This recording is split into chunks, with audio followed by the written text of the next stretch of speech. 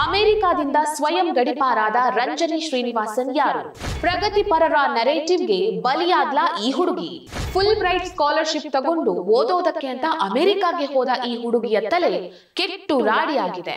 ತನ್ನ ದೇಶದ ನಿಲುವಿಗೆ ವ್ಯತಿರಿಕ್ತ ಹೋರಾಟವನ್ನ ಮಾಡುವಂತವರ ಬಾಯಿ ಮುಚ್ಚಿಸೋದಕ್ಕಾಗಿ ಅಮೆರಿಕ ಸರಿಯಾದ ನಿರ್ಧಾರವನ್ನ ಕೈಗೊಂಡಿದೆ. ಟ್ರಂಪ್ ಸರ್ಕಾರ ತೆಗೆದುಕೊಂಡಿರುವಂತಹ ನಿರ್ಧಾರವನ್ನ ಭಾರತದಲ್ಲೂ ತಗೊಂಡ್ರೆ ಏನಾಗುತ್ತೆ? ರಂಜನಿ ಶ್ರೀನಿವಾಸನ್ ಮಾತ್ರ ಅಲ್ಲ, ಅಮೆರಿಕದಲ್ಲಿ ಹಮಾಸ್ ಪರವಾಗಿ ಇನ್ನೂ ಅನೇಕ ಭಾರತೀಯ ಪ್ರಜೆಗಳು ಹೋರಾಟವನ್ನ ಮಾಡ್ತಿದ್ದಾರೆ. ನಮಸ್ಕಾರ. ಬ್ರೈನ್ ವಾಶ್ ಆಗಿರುವಂತಹ ಹುಡುಗ ಹುಡುಗಿಯರಿಗೆ, ಯೂತ್ಸ್ಗೆ ತಪ್ಪ್ಯಾವುದು ಸರಿಯಾವುದು ಅಂತ ಅರ್ಥ ಆಗಲ್ವೇನೋ? ಹಮಾಸ್ ಅನ್ನುವಂತಹ ಒಂದು ಬಂಡುಕೋರರ ಸಂಘಟನೆ ರಕ್ತಪಾತವನ್ನ ಮಾಡ್ಕೊಂಡೇ ಬಂದಿರುವಂಥದ್ದು. ಇಲ್ಲಿಗೆ ಬೈತಾ ಇದ್ದಾರೆ.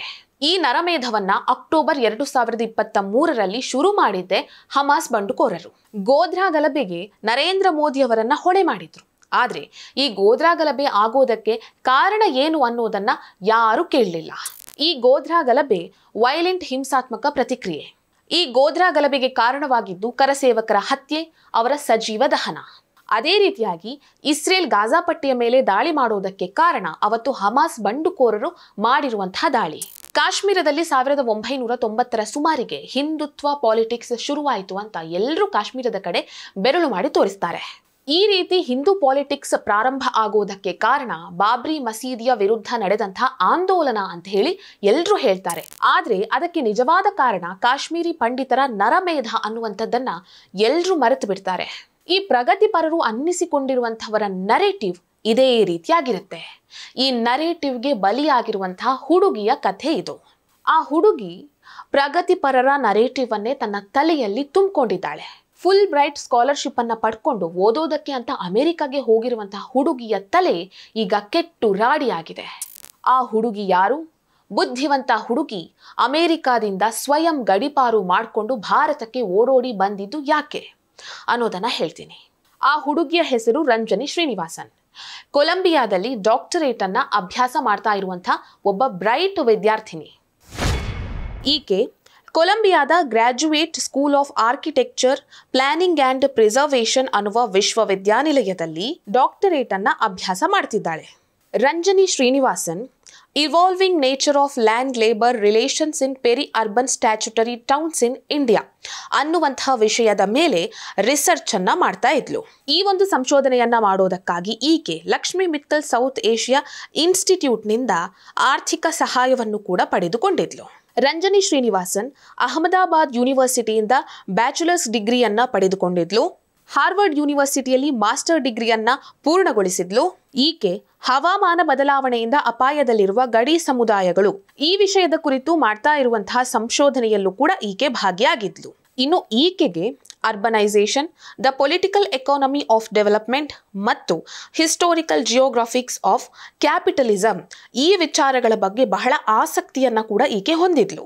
ಇಷ್ಟೆಲ್ಲ ಬುದ್ಧಿವಂತಿಕೆಯನ್ನ, ಚಾತುರ್ಯತೆಯನ್ನ, ನಾಲೆಜ್ ಅನ್ನ ಹೊಂದಿದ್ದಂತಹ ಸ್ಟೂಡೆಂಟ್, ಅದು ಕೂಡ ಅಮೆರಿಕದಲ್ಲಿ ವಿದ್ಯಾಭ್ಯಾಸವನ್ನ, ರಿಸರ್ಚ್ ಅನ್ನ ಮಾಡ್ತಾ ಇದ್ದಂತಹ ಸ್ಟೂಡೆಂಟ್ ಏಕಾಏಕಿಯಾಗಿ ಸ್ವಯಂ ಗಡಿಪಾರಾಗೋದಕ್ಕೆ ಕಾರಣ ಏನು ಅಂತ ಹೇಳಿದ್ರೆ, ಆಕೆ ಅಮೆರಿಕದಲ್ಲಿ ಹಮಾಸ್ ಪರವಾಗಿ ಮಾಡಿದಂತಹ ಒಂದು ಪ್ರೊಟೆಸ್ಟ್. ಮಾರ್ಚ್ 14ರಂದು ಈಕೆ ಅಮೆರಿಕಾದ ಒಂದು ವಿಶ್ವವಿದ್ಯಾನಿಲಯದಲ್ಲಿ ಹಮಾಸ್ ಪರ ಪ್ರತಿಭಟನೆಯಲ್ಲಿ ಭಾಗವಹಿಸ್ತಾಳೆ. ಹಾಗಾಗಿ ಅಮೆರಿಕ ಸರ್ಕಾರ ಈಕೆಯನ್ನ ಕೆನಡಾಕ್ಕೆ ಗಡಿಪಾರು ಮಾಡುತ್ತೆ. ತದನಂತರ ಈಕೆಯ ವೀಸಾವನ್ನ ರದ್ದುಗೊಳಿಸಲಾಗುತ್ತೆ. ಈಕೆ ಅಮೆರಿಕದಲ್ಲಿ ಮಾತ್ರ ಅಲ್ಲ, ಭಾರತದಲ್ಲಿರುವಾಗಲೂ ಕೂಡ ಈಕೆ ಹಮಾಸ್ ಪರವಾಗಿ ಪ್ರತಿಭಟನೆಯಲ್ಲಿ ಭಾಗವಹಿಸಿದ್ಲು ಅನ್ನುವಂಥ ಕೆಲ ವರದಿಗಳು ಇವೆ. ಹಾಗಾಗಿ ಈಕೆ CBP ಆ್ಯಪ್ ಅನ್ನ ಬಳಸಿಕೊಂಡು ಅಮೆರಿಕಾದಿಂದ ಸ್ವಯಂ ಗಡಿಪಾರ ಆಗ್ತಾಳೆ. ಈ CBP ಆ್ಯಪ್ ಅನ್ನ ಬೈಡನ್ ಆಡಳಿತಾವಧಿಯಲ್ಲಿ ಪ್ರಾರಂಭಿಸಲಾಯಿತು.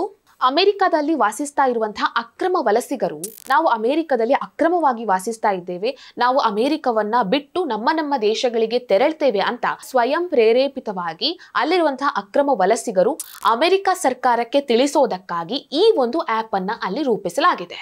ಈ ಆ್ಯಪ್ನ ಮುಖಾಂತರವಾಗಿ ತಮ್ಮೆಲ್ಲ ಮಾಹಿತಿಗಳನ್ನು ಸರ್ಕಾರಕ್ಕೆ ಸಲ್ಲಿಸಿ ಅಲ್ಲಿರುವಂತಹ ಅಕ್ರಮ ವಲಸಿಗರು ತಮ್ಮ ತಮ್ಮ ದೇಶಕ್ಕೆ ತೆರಳ್ತಾರೆ. ಅವರು ಈ ರೀತಿಯಾಗಿ ಸ್ವಯಂ ಪ್ರೇರೇಪಿತವಾಗಿ ತಪ್ಪನ್ನೆಲ್ಲ ಒಪ್ಪಿಕೊಂಡು ನಾವು ಅಕ್ರಮ ವಲಸಿಗರು, ಇನ್ಮುಂದೆ ಈ ರೀತಿ ಮಾಡಲ್ಲ, ನಮ್ಮ ದೇಶಗಳಿಗೆ ನಾವು ವಾಪಸ್ ಹೋಗ್ತೇವೆ ಅನ್ನುವಂತಹ ಮಾಹಿತಿಯನ್ನ ಈ ಆ್ಯಪ್ನ ಮುಖಾಂತರ ಅವರು ಸರ್ಕಾರಕ್ಕೆ ಒಂದು ವೇಳೆ ತಿಳಿಸಿದ್ರೆ ಮುಂಬರುವಂತಹ ದಿನಗಳಲ್ಲಿ ಅವರು ಕಾನೂನು ಪ್ರಕಾರವಾಗಿ ಅಮೆರಿಕಾಗೆ ಬಂದು ನೆಲೆಸಬಹುದು.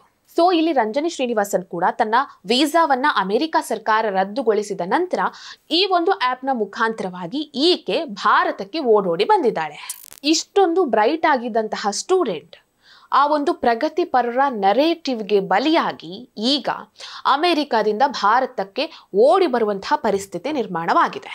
ಈಕೆ ಒಬ್ಬಳೇ ಅಲ್ಲ, 2024 ಏಪ್ರಿಲ್ನಲ್ಲೂ ಭಾರತ ಮೂಲದ ಅನೇಕ ವಿದ್ಯಾರ್ಥಿಗಳು ಅಮೆರಿಕದ ವಿಶ್ವವಿದ್ಯಾನಿಲಯದಲ್ಲಿ ಹಮಾಸ್ ಪರವಾದ ಪ್ರತಿಭಟನೆಯಲ್ಲಿ ಭಾಗವಹಿಸಿದ್ರು ಅನ್ನೋದಕ್ಕೆ ಅನೇಕ ವರದಿಗಳು ಬಂದಿದೆ.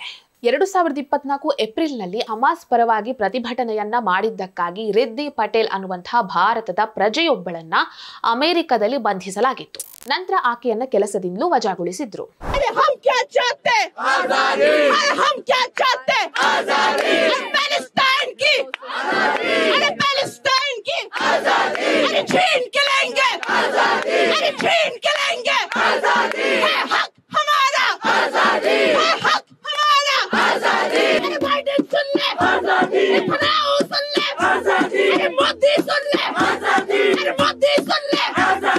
ಸೊ ಟ್ರಂಪ್ ಸರ್ಕಾರ ಇವತ್ತು ಈ ರೀತಿಯಾಗಿರುವಂತಹ ಕಟ್ಟುನಿಟ್ಟಿನ ಕ್ರಮವನ್ನ ಕೈಗೊಂಡಿದೆ.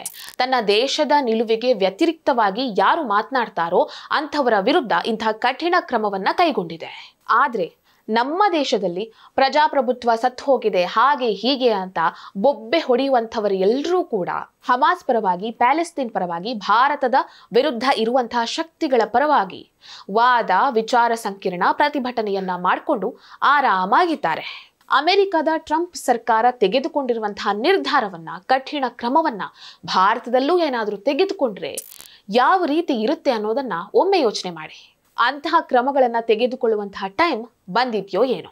ಈ ವಿಡಿಯೋ ನಿಮಗೆ ಇಷ್ಟ ಆಗಿದ್ದಲ್ಲಿ ಲೈಕ್ ಮಾಡಿ, ಶೇರ್ ಮಾಡಿ, ಕಮೆಂಟ್ ಮಾಡಿ. ನೀವಿನ್ನೂ ನಮ್ಮ ಹೊಸದಿಗಂತ ಡಿಜಿಟಲ್ ಚಾನೆಲ್ ಅನ್ನ ಸಬ್ಸ್ಕ್ರೈಬ್ ಮಾಡಲಿಲ್ಲ ಅಂದ್ರೆ ದಯವಿಟ್ಟು ಸಬ್ಸ್ಕ್ರೈಬ್ ಮಾಡಿ. ಹೆಚ್ಚಿನ ಮಾಹಿತಿಗಾಗಿ ಪಕ್ಕದಲ್ಲೇ ಇರುವಂತಹ ಬೆಲ್ ಐಕನ್ ಅನ್ನ ಪ್ರೆಸ್ ಮಾಡಿ.